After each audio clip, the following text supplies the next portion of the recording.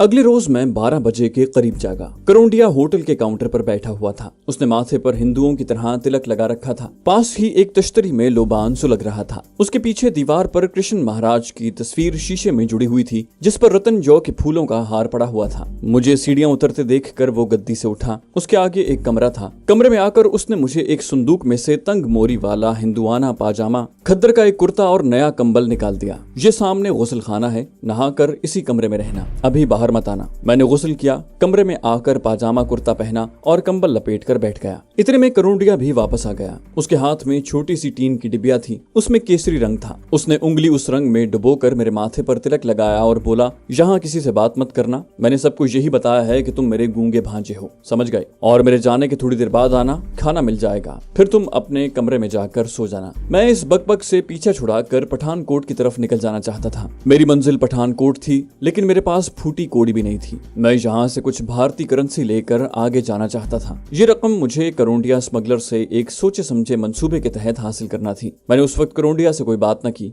वो चला गया। 15 मिनट के बाद मैं भी कमरे से निकलकर बाहर होटल के सामने वाले कमरे में आ गया, जहाँ कुछ गाहक बैठे चपातियों के साथ दाल खा रहे थे। कांसी की छोटी छोटी प्यालियों में दाल और सब्जी पड़ी थी। भूख से मेरा बुरा हाल हो रहा था। मैं एक खाली मेज के पास कुर्सी पर बैठ गया। करोंडिया ने काउंटर पर से नौकर को आवाज दी, तोताराम को दाल भाजी दो। दाल सब्जी और 2-4 चपातियां एक थाली में मेरे आगे रख दी गईं। मैं 2 मिनट में चपातियां चट कर गया और मजीद मंगवाई, वो भी खा गया। छोटी छोटी चपातियां थी, मजीद मंगवाई तो करोंडिया ने काउंटर पर मुझे घूर कर देखा, जिसका मतलब था कि मुसलमानों की तरह नहीं, हिंदुओं की तरह खाओ। मैंने फौरन हाथ खींच लिया। खाने के बाद मैं जीना चढ़कर ऊपर वाले कमरे में चला गया। पलंग पर लेटा तो एक बार फिर नींद ने हमला कर दिया। शाम तक सोया रहा। उठा तो 6 बज रहे थे। बाजार की दुकानों में बत्तियां रोशन थीं। करोंडिया एक कीमती धस्सा ओढ़े होटल के बाहर खड़ा नौकरों से सीढ़ियां धुलवा रहा था। मुझे देखकर उसने इशारे से करीब बुलाया और मेरे कंधे पर हाथ डालकर नौकर से बोला, मैं तोताराम को डॉक्टर के पास ले जा रहा हूँ, पीछे ख्याल रखना। वो मुझे लेकर बाजार में से गुजरता हुआ रामबाग की तरफ चला। रामबाग से कुछ फासले पर पुराना गिरजाघर था, जिसके अकब में गंदे नाले के साथ साथ एक कच्चा रास्ता शरीफपुरे की तरफ जाता था। सर्दियों की शाम का सुरमई अंधेरा फैला हुआ था। हम उसी रास्ते पर चलने लगे। करोंडिया कहने लगा, परसों रात मैं तुम्हें लेकर 6 हट्टा जाऊंगा,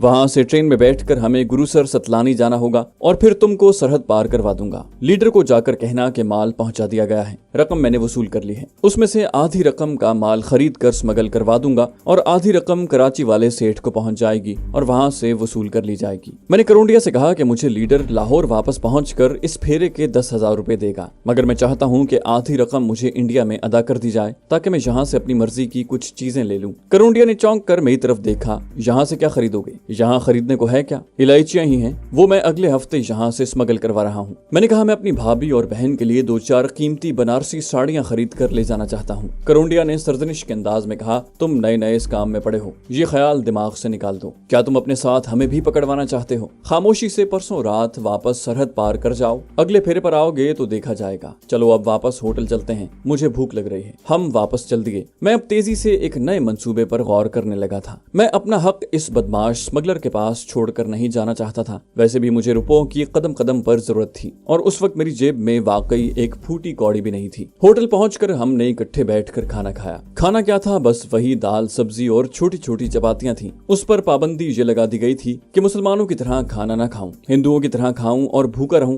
खाने के बाद मैंने करोंडिया से कहा कि मैं इंडियन फिल्म देखना चाहता हूं। उसने गुस्से से मेरी तरफ देखा और कहा, बाऊ तुम यहाँ स्मगलिंग का फेरा लगाने आए हो और ये तुम्हारा पहला फेरा है। अनाड़ी हो, अभी कच्चे हो। किसी को शक हो गया तो अपने साथ मुझे भी मरवा दोगे। जाओ ऊपर जाकर खामोशी से सो जाओ। मेरा टारगेट अब ये करोंडिया स्मगलर ही था। मैं महज रात के 12 बजाने के लिए सिनेमा जाना चाहता था, क्योंकि करोंडिया ने मुझे बताया था कि वो रात 12 बजे होटल बंद कर देता है। सिनेमा जाने की इजाजत न मिलने पर मैंने अमृतसर शहर की सैर करने की इजाजत चाही, मगर वो मुझे अकेला होटल से बाहर कदम रखने की भी इजाजत नहीं दे रहा था। मैंने बेहतर यही समझा कि चुपके से जाकर कमरे में लेट जाऊं। चुनाचे मैंने वैसा ही किया। मैं गर्दन तक लिहाफ ओढ़े पलंग पर लेटा हुआ था कि करोंडिया एक आदमी को लेकर कमरे में आया। नौवारिद ने भी हिंदुआना लिबास पहन रखा था और माथे पर तिलक लगा हुआ था। करोंडिया ने नौवारिद का चेहरा दिखाते हुए कहा, शहाबू ये बाऊ है, इसे परसों रात बॉर्डर क्रॉस करवाना है। शहाबू ने झुककर मुझे गौर से देखा और बोला, बाऊजी कभी पहले बॉर्डर क्रॉस किया है? करोंडिया कहने लगा, ओ नहीं यार, ये इसका पहला फेरा है, आहिस्ता आहिस्ता ये सब सीख जाएगा, आओ मेरे साथ। वो दोनों कमरे से निकल गए। उस वक्त रात के 9 बजे थे। कमरे में पुरानी तर्ज की सिंगार मेज पर एक टाइम पीस रखा था। मैं उसकी सेकंड की सुई को आहिस्ता आहिस्ता हरकत करते देखता रहा। मैं बहुत कुछ सोच रहा था। जब घड़ी ने 10 बजाए तो मैं पलंग से उठा और कंबल ओढ़ कर नीचे आ गया। करोंडिया काउंटर पर बैठा रजिस्टर पर हिसाब लिख रहा था। 2-3 ग्राहक बैठे चाय पी रहे थे। उनमें एक सिख सिपाही भी था। मैं एक खाली मेज पर जाकर बैठ गया। करोंडिया ने मुझे घूर कर देखा, फिर नौकर से कहा, ओए मुंडू, तोता राम को चाय दो। हिंदू मुलाजिम ने चाय की प्याली मेरे सामने रख दी। मैं एक खास निगाह से काउंटर का जायजा ले रहा था। मैं एक निहायत अहम मौके की तलाश में था जो मुझे नहीं मिल रहा था, मगर खुशकिस्मती से सिख सिपाही ने उठते हुए कहा, पुरुषोत्तू मेरे साथ चलकर बंसी लाल को कहो कि सवेरे मामला कर ले, नहीं तो उसकी खैर नहीं। करोंडिया ने सिख सिपाही की तरफ देखा और बोला, महाराज वो एतबारी आदमी है, तुम फिक्र न करो। सिपाही बोला, पुरुषोत्तू मेरे साथ चलकर बात कर। करोंडिया ने मेरी तरफ देखकर इशारे से बुलाया। मैं चाय की प्याली उठाकर उसके पास चला गया। उसने चूंकि वहां मुझे गूंगा मशहूर कर रखा था, इसलिए इशारों से समझाया कि कुछ देर के लिए काउंटर संभालो, मैं अभी आता हूँ। मैं काउंटर के पीछे रखी गद्दीदार ऊंची कुर्सी पर बैठ गया। करोंडिया सिख सिपाही के साथ चला गया। मैंने गहरी निगाह से इधर उधर देखा।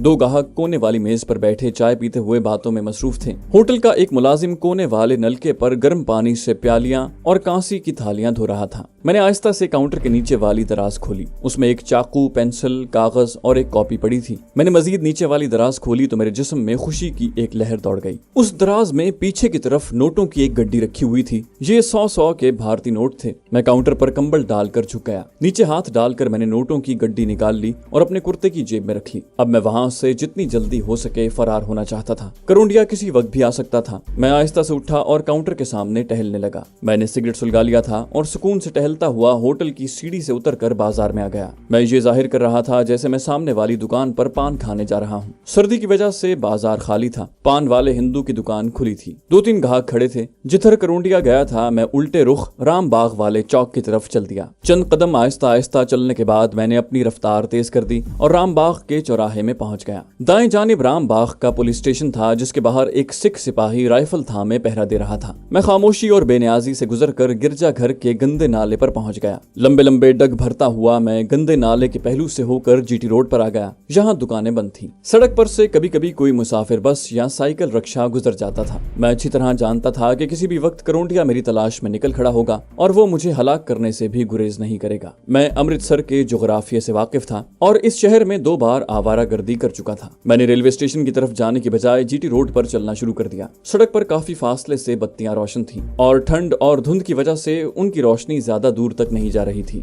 रामतलाई वाली बाउली पीछे रह गई थी। अब मुझे एक बहुत बड़ा खतरा दरपेश था। रात को गश्त करने वाले सिपाहियों का कोई भी दस्ता मुझे मिल सकता था। मेरी जेब में 100 के भारतीय नोटों की गड्डी थी। सिपाही मुझे पकड़कर थाने ले जा सकते थे या फिर मुझे इस रकम से महरूम भी कर सकते थे जिसकी मुझे अशद जरूरत थी। मेरी बाएं जानिब एक मैदान था जहाँ कभी बैसाखी का मेला लगा करता था। मुझे मालूम था कि इस मैदान के आगे जाकर दिल्ली की तरफ जाती रेलवे लाइन आ जाती है। मैदान में घास कोहर की वजह से गीली थी। अंधेरा मेरे चारों तरफ फैला हुआ था। ये अंधेरा मुझे तहफ्फुज़ दे रहा था। मैं आगे बढ़ता गया। रेलवे लाइन आ गई। मैं पत्थरों की ढाल पर चढ़कर रेलवे लाइन की दूसरी तरफ उतर गया। जरा आगे जाकर एक रेलवे लाइन बटाला होशियारपुर की तरफ मुड़ जाती थी। यही रेलवे लाइन जो सीधी पठानकोट जाती थी। मैं पैदल पठानकोट नहीं जा सकता था, ताहम सबसे पहले करीबी रेलवे स्टेशन पहुंचना चाहता था। मुझे ये भी मालूम था कि पठानकोट की तरफ जाते हुए सबसे पहला रेलवे स्टेशन बटाला आता है। बटाला क़याम पाकिस्तान से पहले मुसलमानों का बहुत बड़ा और सनती कस्बा था। पाकिस्तान बना तो इस कस्बे के मुसलमान या तो शहीद कर दिए गए और या अपनी जानें बचाकर किसी न किसी तरह पाकिस्तान पहुंच गए। अब यहाँ ज्यादातर सिखों की आबादी थी और वो लोहे का काम करते थे। जब मैं क़याम पाकिस्तान के बाद वीजा लेकर दूसरी बार अमृतसर आया था तो बटाला की भी सैर की थी। यहाँ एक मस्जिद में मेरी मुलाकात एक कश्मीरी मौलवी साहब से हुई थी। उनका नाम अहद जू था। वो बटाला में मेहनत मजदूरी करने वाले श्रीनगर से आए हुए कश्मीरी मुसलमान मजदूरों को दरसे कुरान देते थे। मैं उनके पास जाने का ख्याल लेकर रेलवे लाइन के साथ चला जा रहा था। मैं रेलवे लाइन से उतरकर चल रहा था। चलने की वजह से सर्दी का एहसास कम हो गया था। धुंध में 15-20 कदमों के फासले की चीज भी दिखाई नहीं देती थी। सर्द रात के अंधेरे में कहीं कहीं कच्चे मकान धुंधले से नजर आ जाते। एक बैलगाड़ी जिस पर चारा लदा हुआ था रेलवे लाइन के करीब खेत के किनारे खड़ी थी। मुझे देखकर एक कुत्ता भौंकने लगा। वो बैलगाड़ी के नीचे सो रहा था कि मेरी बू पाकर होशियार हो गया। मैंने अपना सफर जारी रखा। कुत्ता कुछ देर भौंकने के बाद वापस जाकर सो गया। मेरी कलाई पर घड़ी बंधी हुई थी जिसकी सुइयां धुंधली सी चमक रही थी। रात के 11 बजने वाले थे। करोंडिया को अब तक पता चल गया होगा कि मैं उसके रुपए लेकर फरार हो गया हूँ। वो जरूर मेरी तलाश में होगा। हो सकता है उसके आदमी मुझे रेलवे स्टेशन पर तलाश कर रहे हों।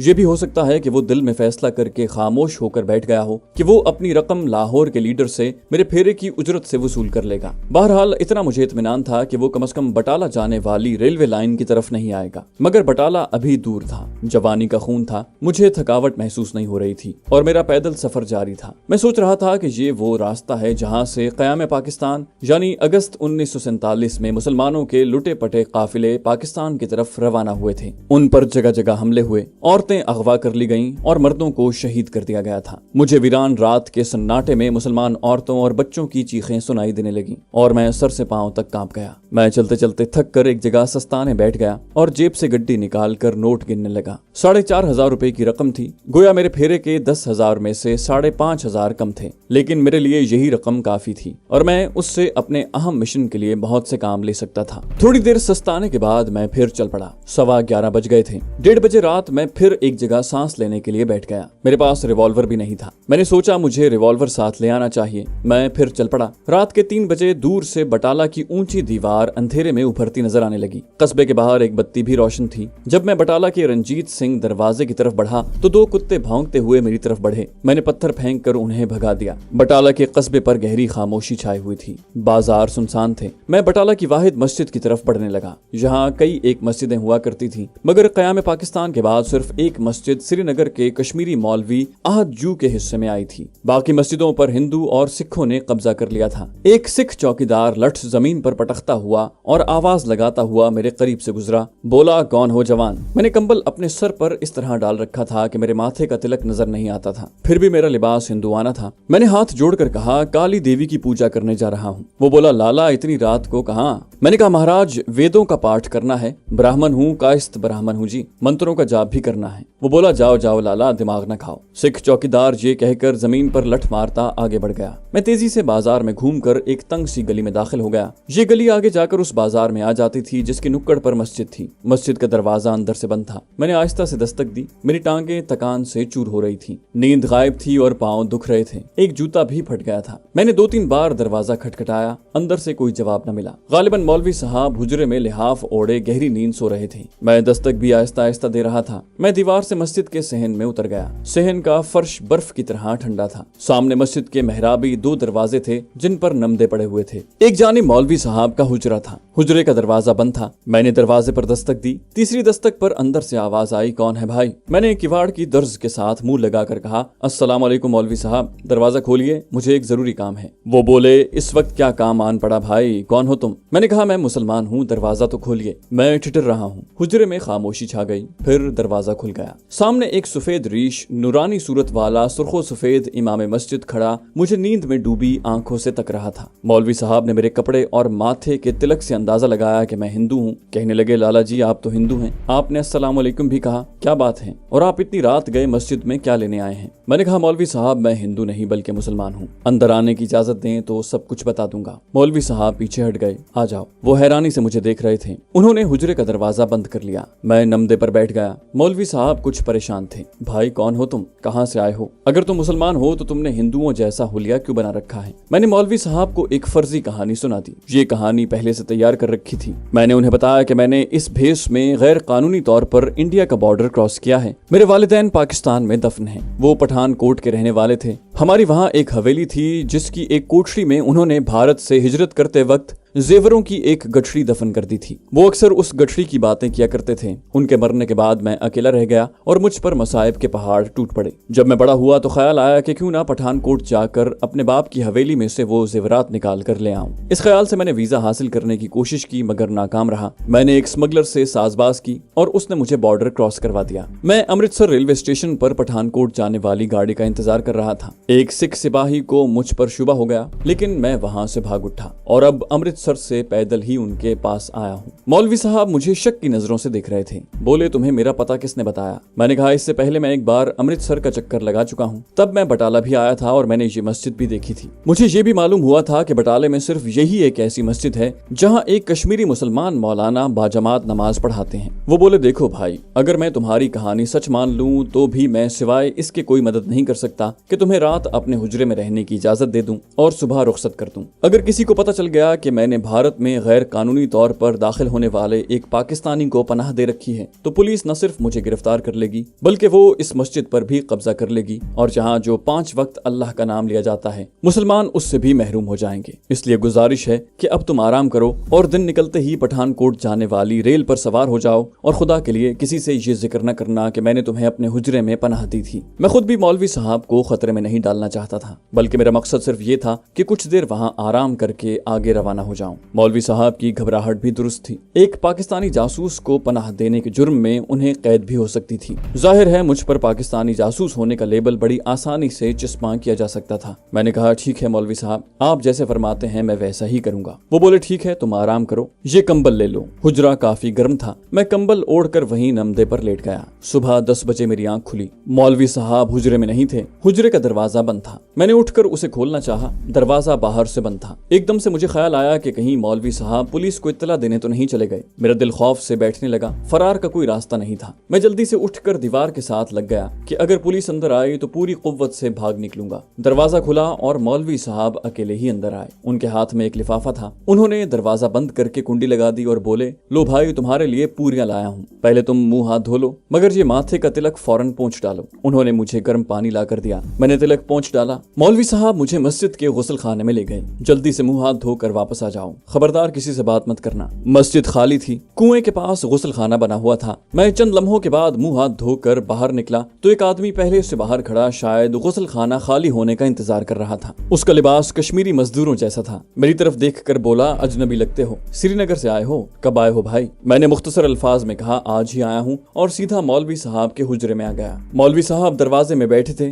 अंदर आया तो बोले, असद जू क्या कह रहा था? मैंने कहा, पूछ रहा था कि श्रीनगर से कब आए हो। मैंने कहा, आज ही आया हूँ। मौलवी साहब ने इत्मीनान का सांस लिया, मगर उनके चेहरे पर अब भी घबराहट के आसार थे। कहने लगे, जल्दी से नाश्ता कर लो, और ये मैंने तुम्हारे लिए 20 रुपए निकाल कर रख दिए हैं, इसमें तुम्हारा रेल का किराया शामिल है। मैंने खामोशी से नाश्ता किया। उनके 20 रुपए ये कहकर लौटा दिए कि मेरे पास पैसे हैं। जब मैं जाने लगा तो मौलवी साहब ने मुझे गले लगाया। उनकी आंखों में आंसू थे। बोले, भाई मुझे माफ कर देना, तुम पाकिस्तान से आए थे मगर मैं तुम्हारी कोई मदद नहीं कर सका, मैं कोई खिदमत नहीं कर सका, मैं बेबस हूँ। मैं मौलवी साहब के खुलूस और मोहब्बत से मुतासिर हुए बगैर न रह सका। मुझे उनकी मजबूरियों का एहसास था। वो एक ऐसे मुल्क में नमाज, रोजा और दरसे कुरान की मशल रोशन किए हुए थे जहाँ कदम कदम पर इस्लाम के दुश्मन खंजर बदस्त थे। मैंने उनका हाथ चूम लिया। मौलवी साहब, मेरे हक में दुआ कीजिएगा कि जो अज़्म लेकर पाकिस्तान से निकला हूँ उसमें कामयाब हो जाऊं। मौलवी साहब एक लम्हे के लिए साकित से होकर मुझे देखते रहे। शायद उनकी छठी हिस्स ने उन्हें बता दिया था कि मैं कोई अहम मिशन लेकर पठानकोट जा रहा हूँ, मगर उन्होंने अपने खदशात छुपा लिए और मेरे हक में दुआ करते हुए कहा, अल्लाह जल्ल शानहू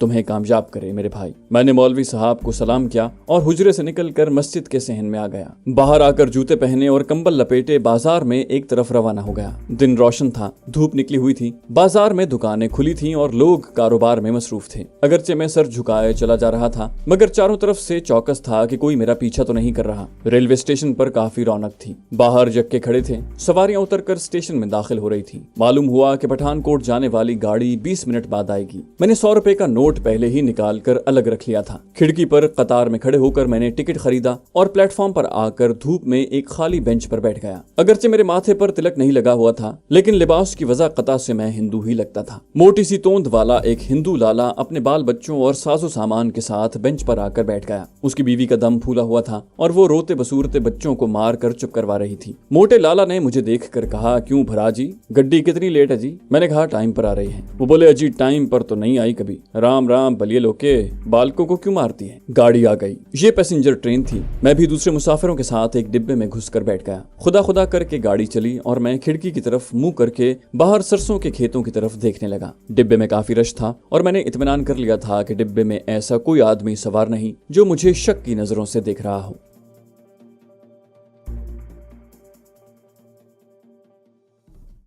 तो दोस्तों ये थी हमारी आज की एपिसोड। उम्मीद करते हैं आपको हमारी कहानी पसंद आई होगी। जाने से पहले इस वीडियो को लाइक कीजिए और शेयर करना मत भूलिए।